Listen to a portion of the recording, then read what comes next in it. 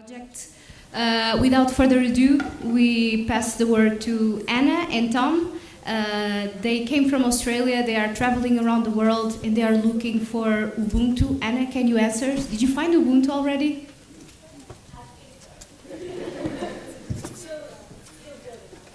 Okay, the floor is yours.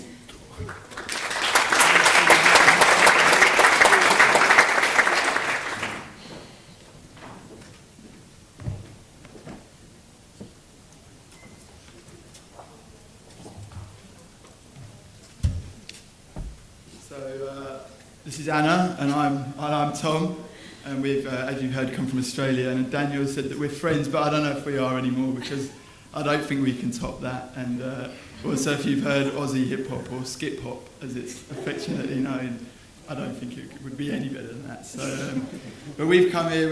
We've created a project called we're based on the Ubuntu philosophy, which is all about people connecting with people, and the project's about sharing stories from around the world, finding our common bonds, looking for our shared humanity, breaking down barriers, and what Professor said this morning, what Resh echoed, Desmond Tutu said, finding the essence of being human. And I think Anna's just going to... Yeah. So what we're aiming to do is, through sharing stories from different people from around the world, is that we're really trying to learn more about each other. So it's all about learning and acknowledging our differences, acknowledging who we are, people from around the world, so that we can appreciate. So appreciating our differences, appreciating different people's lives, different people's stories, different people's experiences, which then allows us to connect. You know, we've got to know first. We've got to know and appreciate before we can connect. So when we can connect with people that we wouldn't usually have the opportunity to connect with, it then allows us to care more about people living in our global community. So that is what our Ubuntu project is all about. And to give you a little bit of a taste of what we're aiming to do with this project, we'd like to invite you to have a little bit of a conversation with each other. How do I open? So, have a conversation, because this is how we get to know each other. This is how we get to connect. This is how we get to embrace humanity. So for a few minutes, maybe we'll give you about 3 to 5 minutes, I'd like you to turn to the person next to you. I'm going to challenge you even further to turn to someone who you don't actually know. So maybe you haven't had a conversation with this person yet. And between the two of you, and you can work in small groups if you prefer, but we don't have much time, I want you to choose one of these 3 questions. So we've got 3 questions up on the board there. What inspires you? What has been a challenge?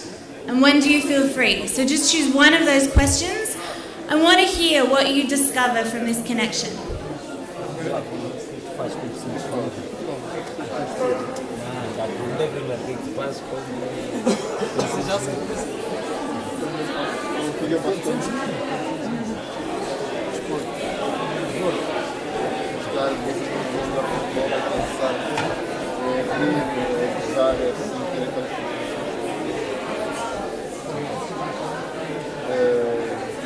Saber então o que me inspira.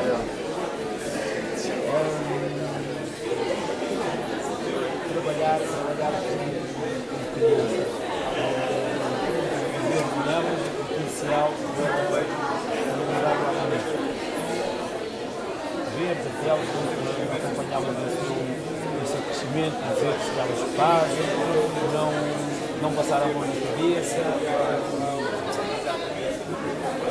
saber quando é que devemos dar a bola, quando é que devemos deixar de montar sozinho.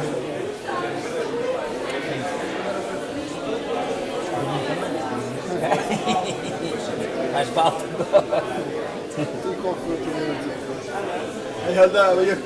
Bye. Looking good. Podes ficar com os 2, se quiser dar alguém, já me deram um. Eu tenho um. Vou testar o que eles têm. Eu já tenho um, por isso pode ficar para trás.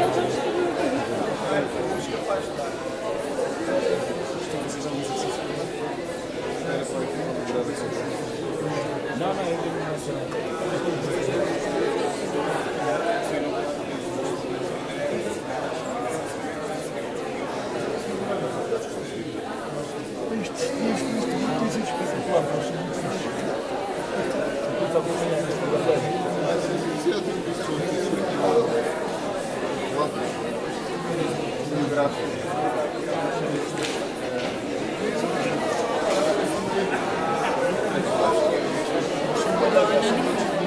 Já se pode ser um projeto da Grécia. E depois no final podemos ensinar, podemos eles mesmos, não tentar passar, fizemos cuscuz que queres provar e também.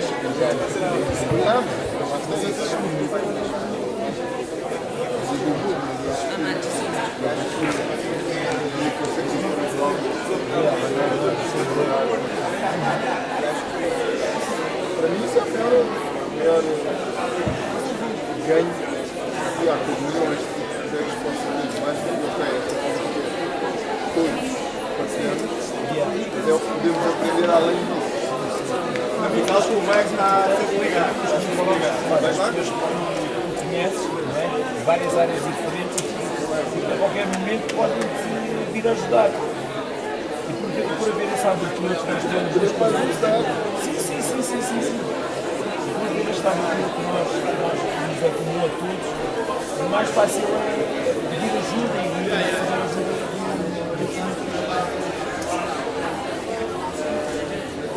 Okay, so I know that probably wasn't enough time. So maybe you got through one person. And maybe hopefully we'll have some time to finish those conversations a little bit later. So what did you discover?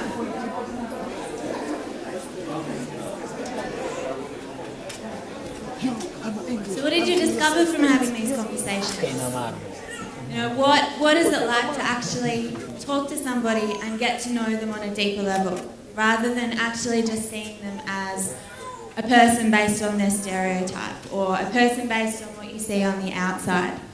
And this is really what we're trying to achieve with the Ubuntu project, is we're trying to break down, as Tom said, break down social stereotypes. We're actually trying to connect people and connect with people as people through our shared humanity.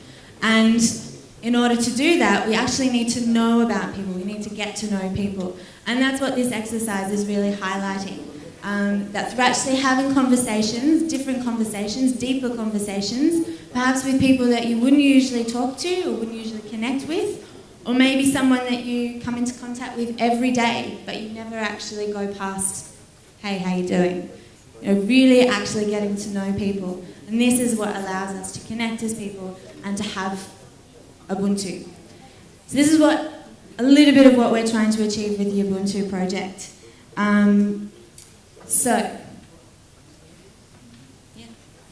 Australia, being able to connect with people as people. So it was very quick.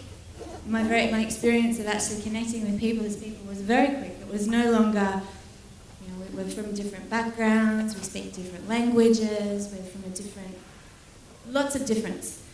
That didn't really matter. All that really mattered was that we were humans, and I really connected a lot with what's been spoken about a little bit over the last couple of days, is that in affirming others' humanity, we're able to affirm our own. And I think that's probably what happened to me in Kenya, is that in going to this community, working there, living there, experiencing their life and affirming their humanity, it actually sparked something in me that allowed me to connect with my own humanity. And I didn't want to go home and just leave that experience behind. I really wanted others to be able to experience a similar feeling that I had. And the best way that I could think of doing that is by making a film. And so I thought, well, for me it was actually just about talking to people, being with people, hearing from people, that allowed me to, all my ideas about how the world worked just went out the window, and it was just all about being human and Ubuntu. And so I wanted to do that through film. So this is what we've been working on ever since I got back. And obviously, you know, as John said today, no dream can become a reality if you're only working on it on your own. So I was very lucky that this lovely man to my left here decided to come on board and help me turn this dream into a reality. So Tom and I have been working on this project solidly for the last 2 years. And And the project really is all about connecting with people, sharing people's stories. We purposely called this little activity that we did with you Ubuntu Conversations, because what we're doing as we're travelling around, travelling the world, is having conversations with people, and we're documenting these conversations, and the whole purpose is to share these conversations with you so that you can feel that connection. The audience can feel a connection with the people that we're speaking to. And each person that we do have these conversations with answers the same set of questions. So questions like, what makes you smile? What inspires you? One of the questions that you had there. What makes you feel free? What's a challenge you've experienced? What does love mean to you? So really wanting to get to know these people on a deeper level. And this is what has formed the basis of the film and of the Ubuntu project.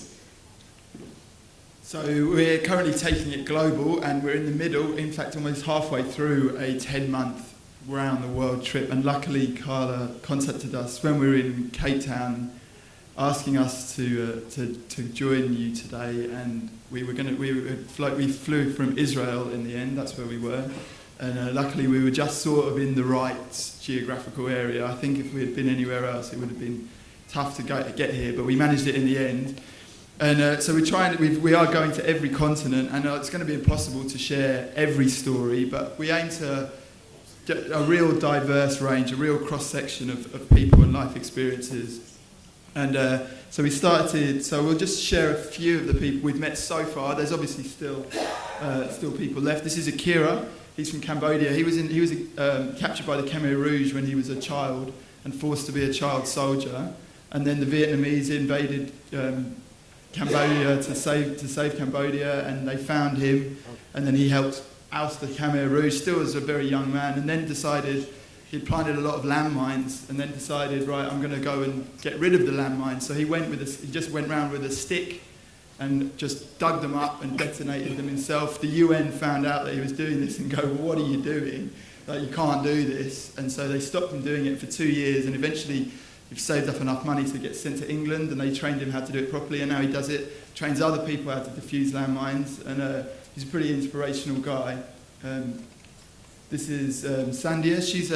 She's only 17, and she's from Nepal, and she told us about life in a rural village in Nepal. It doesn't have to be about, you don't have to be doing good in this world. Everyone's got their own story, and she just had a really nice inspirational story. She spoke amazingly well. This is Huprit. He's from the northeast states of India, and I think he's the only Rastafarian in the northeast states of India. And it's not a part of India many people know about. They don't speak Hindu. They all are Christian. They don't identify as Indian, and it's very near Burma, and they don't really get their story heard. And this is someone that he knew in his local village. This is John Singh, and he's 114 years old, and he had quite a long story. Didn't speak a word of English, and we asked him to stop between each sort of sentence so he could get it translated. And we sat him down and didn't shut up for 25 minutes. So then we had a nightmare trying to translate that. He said, I don't know this area very well. I've only lived here 90 years, so I don't know. And then if Anna wants to take over. Yeah, so from India, so in India and Nepal, we then moved to Africa. So I really wanted to make sure that we did go back to Kenya, back to where it all started for me, and to be able to reconnect with some of the people that had inspired me so much and inspired me to want to do this project. So we spent 3 weeks in the same rural village in Kenya, and just reconnecting with people, and did some work for the local hospital there that I helped to dig their trenches for the foundations 4 years ago. It's now a fully running hospital that's helping support particularly a lot of the women to give birth safely in the community, because before the nearest hospital was 2 hours away. So you can imagine how difficult that would have been. In Kenya we met this amazing young man, Dixon, who just blew us away with his wisdom. Only 15 years old, come from a really, really tough background, had to leave home at the age of 8 because it wasn't safe to stay at home, and walked for days to get to Kisumu, where we met him, and where he connected with a family who were just starting up their own organisation to support street kids. And he had some amazing views on life. His view was that he was really thankful that he felt he was in the middle of rich and poor. So he gets to be friends with poor people and he gets to be friends with rich people, and that means that he gets to connect them. They can come to him and they can be like, yeah, go, you can be like, go chat to my friend. I think that they'd be able to help you out. So he's struggling with the idea of whether he wants to become a human rights lawyer or whether he wants to play professional football for Manchester United. So we'll see what happens. But yeah, so he was very inspiring. From Kenya, we moved on to Tanzania and to Zanzibar, where we met this beautiful woman, Sihaba, who is part of this collective of women who farm seaweed in Zanzibar and harvest it, farm it, and make beauty products to support themselves and be independent, which was something we were really inspired by, because in Zanzibar we noticed there are a lot of men out and about. We didn't really get to see many of the women, so we were really excited to know that this project existed, and Sihaba was a real character and helped us really get an understanding of her life in Zanzibar. And then we moved on, we don't actually have a photo, but from Zanzibar we moved on to Cape Town, which obviously the home of Ubuntu, South Africa, and it was an incredible week. We packed so much into that week, but we were able to speak to people who helped us really connect so much deeper with Ubuntu, and similar to what we've experienced here, people actually using Ubuntu in so many different ways.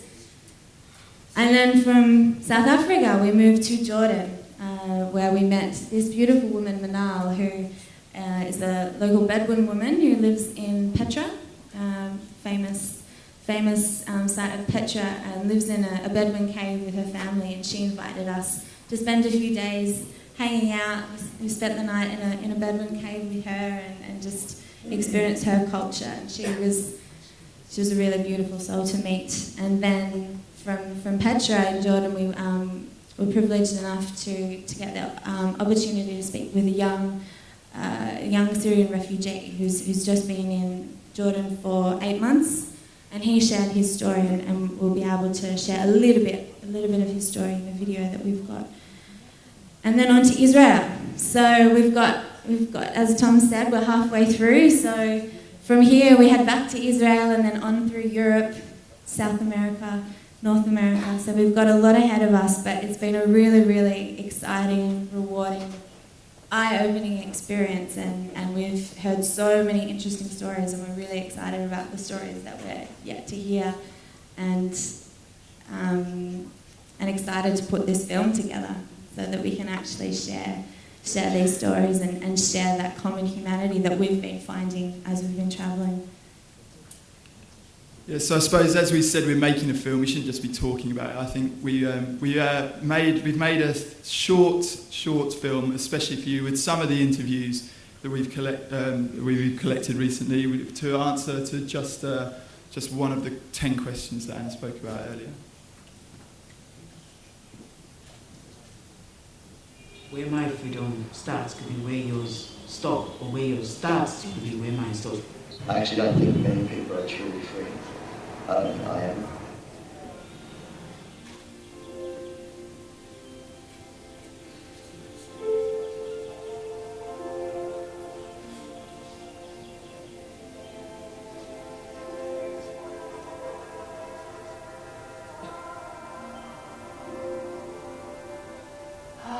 Freedom. Even though people have great wealth, they don't feel free to be themselves. Freedom to me, it means I can do whatever I want. I can choose whatever I love.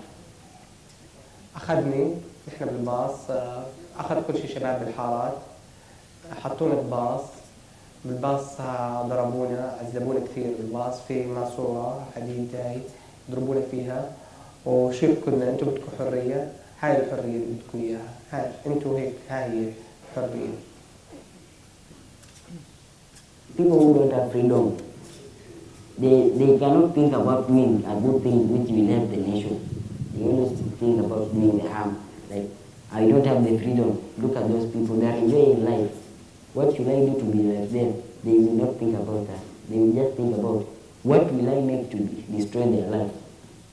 Because I grew up during apartheid, freedom means having the opportunity to be a family, to choose to live together as a family, because growing up as a young girl, that was a privilege. Sometimes freedom lies in your dreams. And then for me, at theatre, lies my freedom. Because it unlocks a door of a whole lot of possibilities. I think I feel free either when I'm dancing, because I think dancing is a form of freedom. Because I just think dancing is a very interesting thing, isn't it? Dancing is like we're the only animal that dances. Like we're the only animal that does this thing, like where we all get together, and although you dance in your own way, we are all dancing together. Freedom is the first thing that comes to mind when people say what makes you happy. Freedom.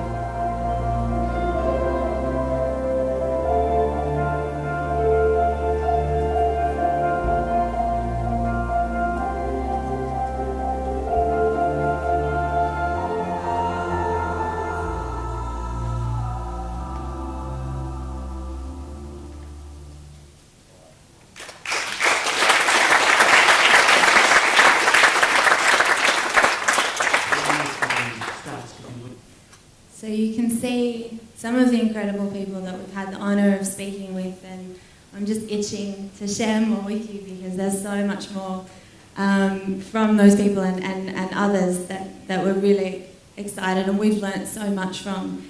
And it was actually interesting, we were finishing that film at about 1 o'clock this morning and we're trying to think of a way to finish, and we just decided let's leave it open. But John, thank you for your Nelson Mandela quote this morning, because I think that actually fits perfectly, that we can't be free if others aren't free, and I think there were a few people in that film that really highlighted that message to us. So the big picture, at the moment we're making a film, and that's our main purpose, our main focus. I'm hoping to write a book, because I think the learnings that we've taken from the experience are just so rich that I really want to share that with people as well, and also have an opportunity to share deeper some of these stories from some of these people that we're meeting. We really want to create a platform where we can continue to share stories from different people who may not usually have the opportunity to be heard, and an opportunity for people around the world to feel connected. And so that's what's been really lovely for us this week in being in Portugal and connecting with the Ubuntu Academy and the Global Ubuntu Network. Is just the opportunities and the possibilities are endless. So let's see where that takes us.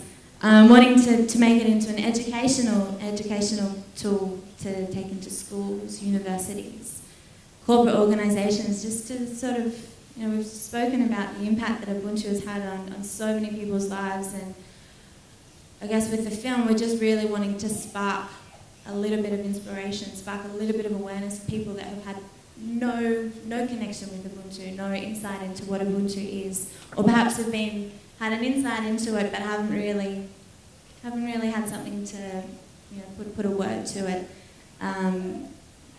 And yeah, the dream, I guess, is a global network of people sharing examples of taking Ubuntu into their lives, which is really what this conference is about and what this week for us has been about.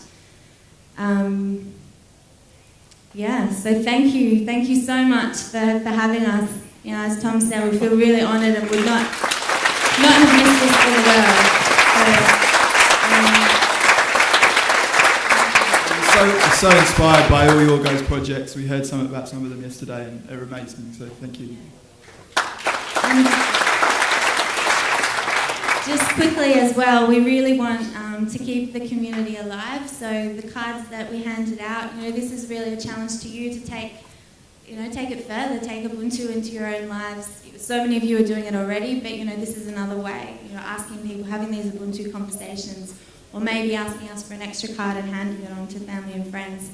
We've also got our website there, our Facebook page where we've got lots of updates of what we're doing, who we're speaking to. I've been writing a blog as well, so you can hear a little bit more of an in-depth understanding of what we're doing. And stay in touch, because this is how we make it happen. This is how we create some change in the world. So yeah, thank you.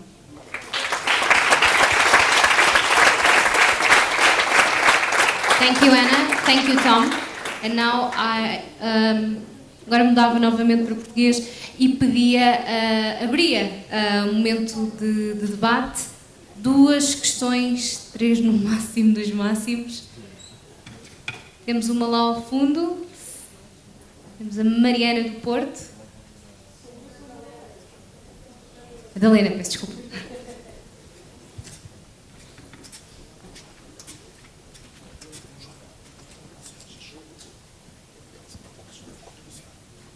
Um, dois, três. Boa tarde, antes de mais. Queria fazer uma pergunta, acho que é o primeiro senhor dos Estados Unidos, eu que também percorreu cerca de 42 mil milhas, neste caso, que era relacionado, que também disse que trabalhou com várias pessoas com deficiência. Eu gostava de saber qual foi a experiência mais caricata que poderá ter acontecido nessas várias viagens que fez. E já agora, quais eram as deficiências específicas? Eu, neste momento, para informar, tenho deficiência visual. E queria saber se era deficiência visual, cognitiva motora ou então auditiva. É uma mera curiosidade. E está tudo. Thank you for the question. Yes, working with people with disabilities was a big part of my trip and really important for me because I entered that situation not realizing that pity is not the way. So it was mainly working with people with physical and intellectual disabilities, as well as a lot of folks with blindness and visual impairment. And in the US, maybe this is true elsewhere, there's a big division between folks with hearing impairments and the rest of the disability community. And that's rather unfortunate. So that's to answer that part of your question. The strangest thing that happened is really difficult to answer, but I do have an answer, actually. I've just thought of it. I was in a lot of really weird places and a lot of really weird things happened, which were wonderful. A lot of strange things involving ravens.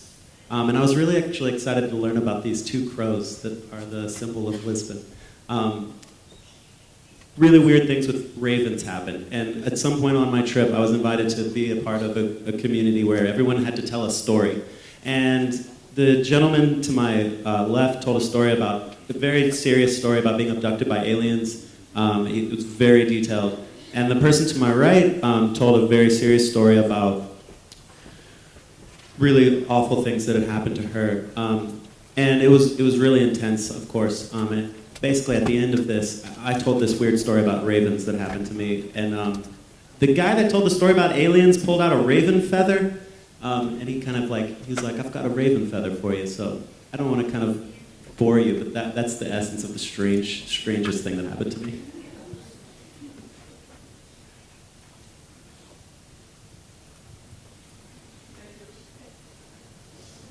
Alguma questão?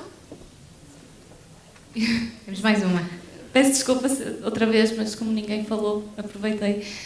Em primeiro, queria dizer que em casa vi o filme que fizeram do Eu Empreendedorismo e finalmente fez-me sentido, porque já há muitos anos que ando nisto do empreendedorismo e se fala muito, e aquele filme realmente faz todo sentido, porque realmente o que nos transmitem na questão do empreendedorismo é a competição, a inovação, o ser melhor. E ali não, ali realmente parem, olhem, escutem, ouçam a natureza, vejam onde é que plantam a semente. Por vezes a semente não cresce aqui, então vamos ter que questionar outra vez. E fez-me mesmo todo sentido. Na altura até partilhei com os meus colegas do projeto que eu estou a desenvolver, porque realmente, para mim, realmente é isso que é o empreendedorismo e é o eu empreendedorismo, é isso que me faz sentido. E muito obrigada pela inspiração e pela apresentação fantástica.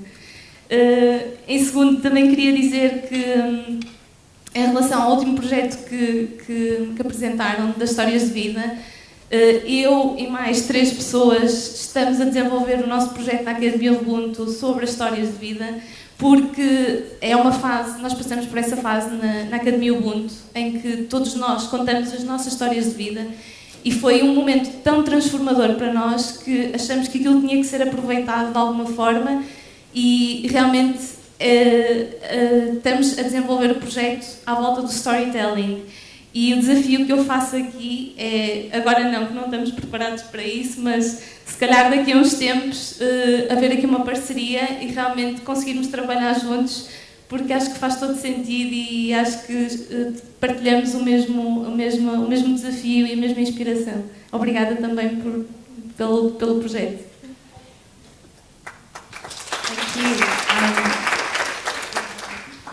And we're more than open to partnerships, and I guess we're working on a field, but we're going to have at the end of this a database of amazing stories that we want to continue to share. So hopefully we can create a platform and then definitely collaborate and see what stories we can continue to share. So good on you. It's a great thing to be doing. So yeah, I'm good to hear that other people are doing a similar thing.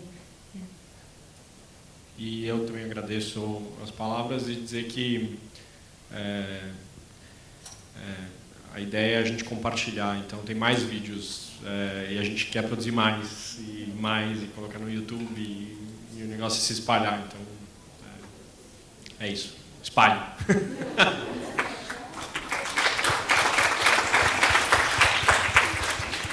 Eu dava então por terminado este painel.